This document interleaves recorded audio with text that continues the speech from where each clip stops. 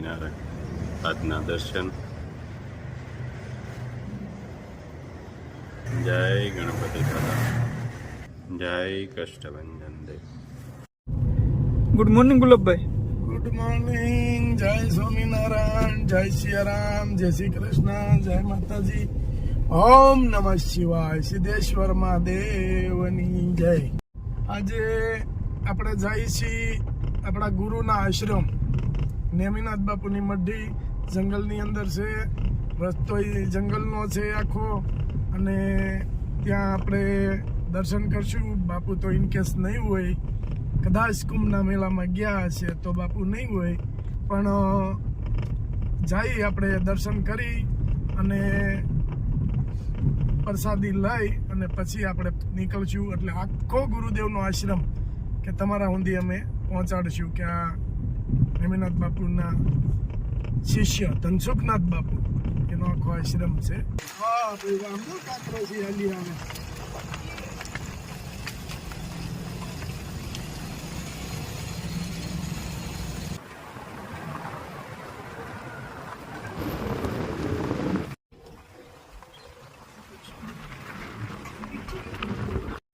આજે આવ્યા છે અમારા ગુરુ કે ધનસુખનાથ બાપુ એના આશ્રમ મેં, અને આ અમારા આશ્રમની ગાયો મસ્ત, જો આ બધી ગાયો છે અને બધી ગીર ગાયો છે. મારા ગુરુદેવનો આશ્રમ અને એમની ગાયો છે. આદેશ જોઈ લો કેટલી મસ્ત ગાયો છે. કપિલા, જો આ ગાયને કપિલા કહેવાય. આ ગાયને કપિલા ગાય કહેવાય. બહુ મસ્ત ગાયું છે. અને નંદી મહારાજ,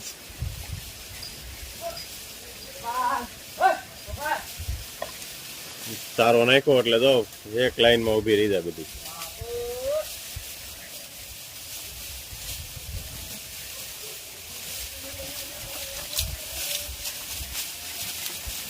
કપિલા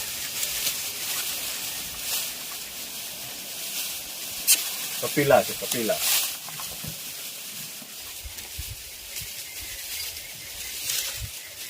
ચાલો હવે ગુરુદેવ પાસે જઈ અને એના ચરણોમાં વંદન કરી અને આશીર્વાદ લઈ.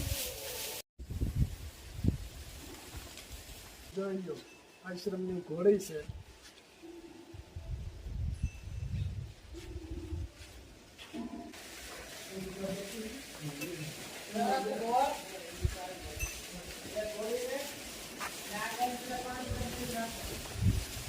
ઓરિજિનલ ગીર ગાય.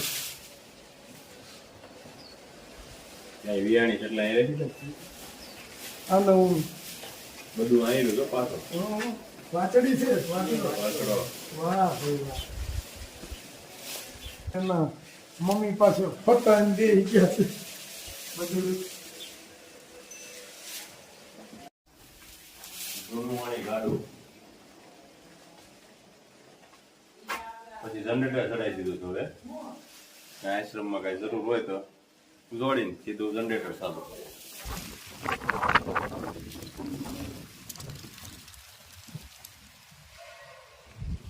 સંતોના ચરણોમાં રોજ દિવાળી.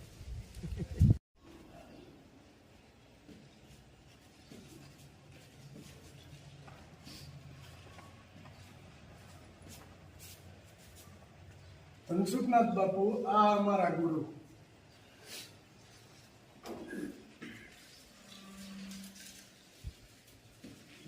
પછી આ બધું ખેડૂતોના ઓજાર, દાંતરડાથી માંડી તમામ વસ્તુ ખેતીની ઓજાર છે ને એટલું મસ્ત બધું ગોઠવું છે. અને જૂના સિક્કા, હા જૂના બધા પૈસા છે.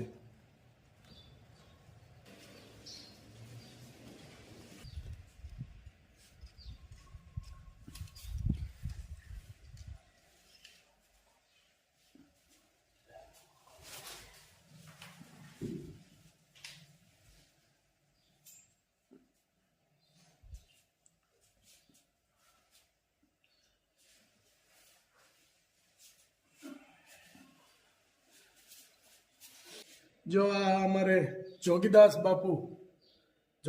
બાપુ આદા બાપુ ખુમાણ કે વર્ષોથી આપણે બે દી પહેલા વાત કરી, વર્ષોથી એને ભાવનગર નરેશ અમે બારવટું હતું અને પછી ભાવનગર નરેશ એક ગામ હાટુથી ન જતું કે કુંડલા બાપુ અમને આપો, અને કૃષ્ણકુમારસિંહજી કે કુંડલા નહીં, જોગીદાસ બીજા 5 ગામ માગો, 10 ગામ માગો, પણ કુંડલા નહીં. એટલે જોગીદાસ બાપુએ એમ કીધું હતું કે બાપુ 1 ગામ આપો, 2 ગામ આપો, પણ પહેલું કુંડલા. એમાં ભાવનગર નરેશ અને જોગીદાસ બાપુને થોડોક તકરાર થઈને એમાંથી કુંડલા ન આપ્યું. એના માટે જોગીદાસ બાપુએ ઘણો ટાઈમ સુધી કે આપણે એક્ઝેક્ટ ખબર તો નથી કે કેટલા વર્ષ બારોટું હાલ્યું, પણ ઘણો સમય સુધી બારોટું હાલ્યું. અને પછી છેલ્લે કે ભાવનગર નરેશ એમ કીધું કે જોગીદાસ કુંડલા આપ્યું, ત્યારે જોગીદાસ બાપુએ એમ કીધું હતું કે બાપુ કુંડલા ન ખપે, હવે નાવલીનું પાણી અગ્રાસ કર્યું હતું કે કુંડલા હવે ન ખપે.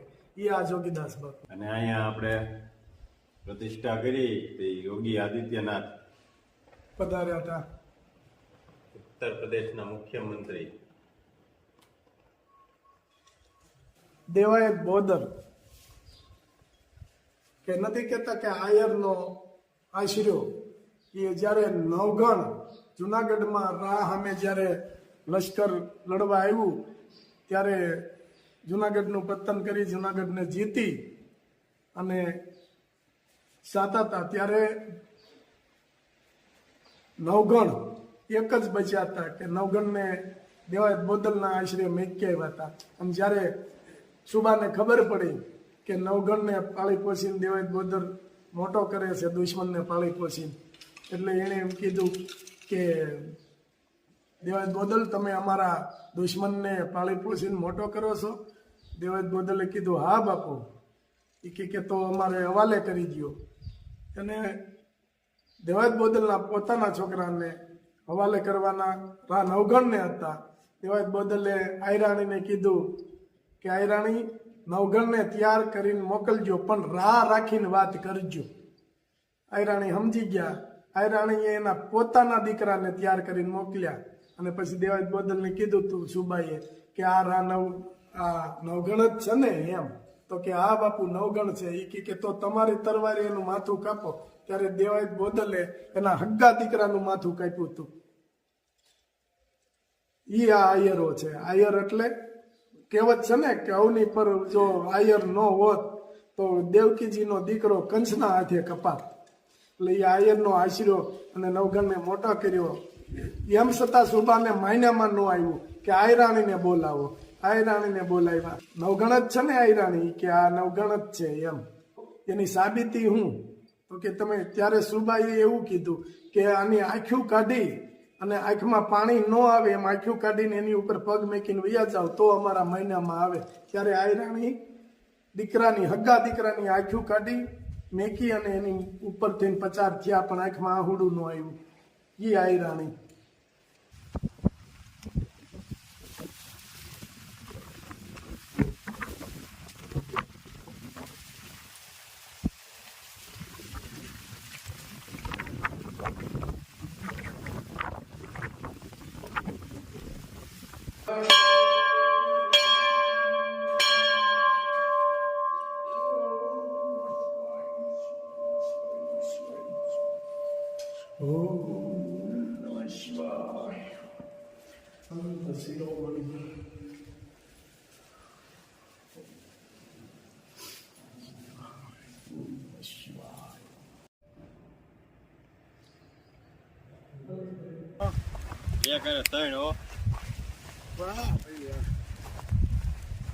અને એનામાં કેટલી સમજણ છે રાજુભાઈ? એમ કીધું ખાલે હવે આમ જવાનું છે.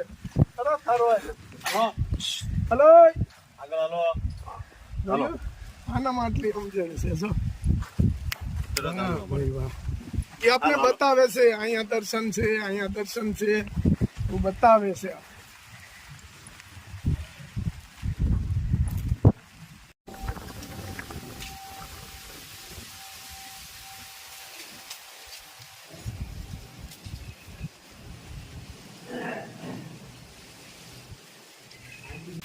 તો જંગલ વિસ્તાર જ છે આશ્રમને ફરતો. મોટા મોટા પહાડો અને પવન ક્યાંથી હિલોળા લે છે. એની વાત પૂછો.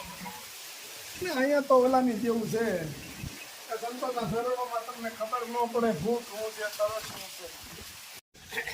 જોઈ લો આ કેટલો મસ્ત બગીચો આશ્રમનો અને પવનના હિલોળે હિલોળા જોરદાર જબરજસ્ત બગીચો. જંગલ વિસ્તાર, પહાડી વિસ્તાર, માતાજીનું મંદિર, ગુરુદેવનો આશ્રમ.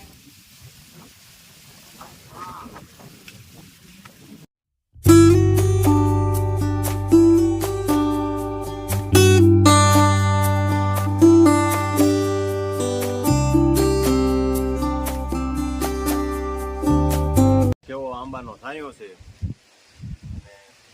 કેમ શાંતિ કેવી છે નિલેશભાઈ?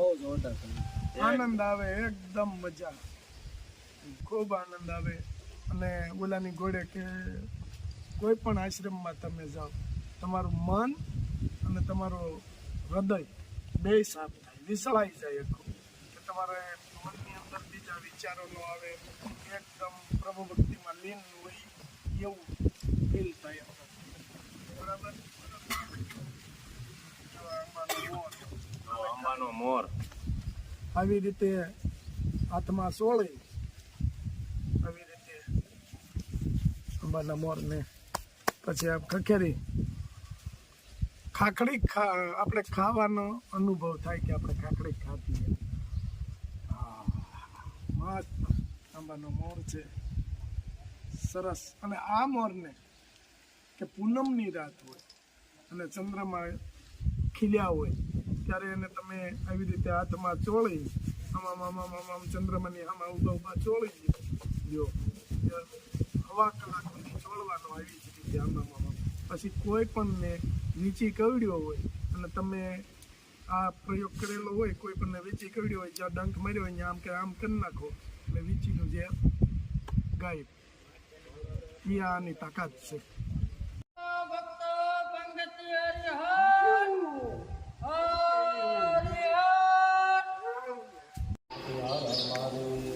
श्री शंभुजती गुरुनाथ जी महाराज की जय, श्री अन्नपूर्णा मात की जय, श्री कृष्ण कन्या लाल की जय, श्री महाकाली मात की जय, श्री मंगलेश्वर महादेव की जय, श्री मंगलनाथ बापूनी जय, श्री नेमिनाथ बापूनी जय, श्री धनसुखनाथ बापूनी जय, श्री अपने अपने माता पिता की जय, श्री अपने अपने गुरु महाराज की जय, श्री शिव सनातन धर्म की जय, सब संतों की जय, संतो भक्तों ने पंकज की हरिहर हर.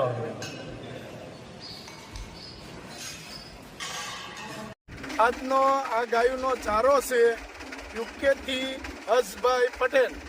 આ એને આખી ગાયુંનો ચારો બધો આપ્યો છે. અને જો આમથી ગાયું દોડા દોડ આવે છે. હરખું બોલાય તને પાછું બોલાવતા આવડતું નથી. એક હાથે આમ જો દોડવા મળે, એક હાથ કરવો પડે એને ખાલી. આ જે ઈ પણ ઓલા હાથ ઉપર આવે. અવાજ ઉપર આવે.